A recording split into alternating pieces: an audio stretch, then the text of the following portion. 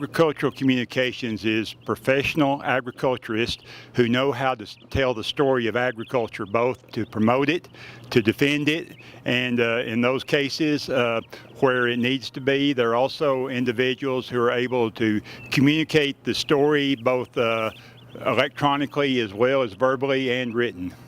So agricultural communications is basically communicating to the public about agricultural issues within the industry. It's public relations and marketing and all the things that go on in agriculture to promote the industry as well as the farmers themselves ultimately.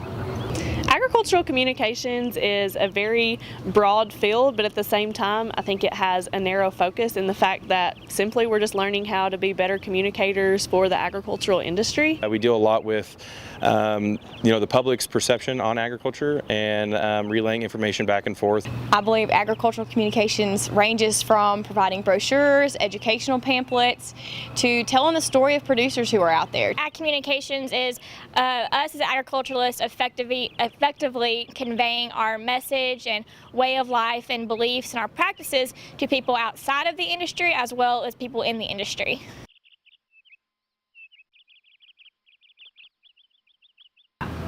There are tons of jobs that you can get with this degree, and that's what I really love about it, is that it is so broad. We can do design, we can do photography, we can do videography, you can do public policy, you can work in any industry essentially. Every industry has to communicate. You can think about public relations options, marketing, advertising, working for magazines, working for newspapers that are agricultural related. We have several students that are in government offices with elected officials being the policy person of agriculture for that individual, whether it be a U.S. representative or a state senator in those cases.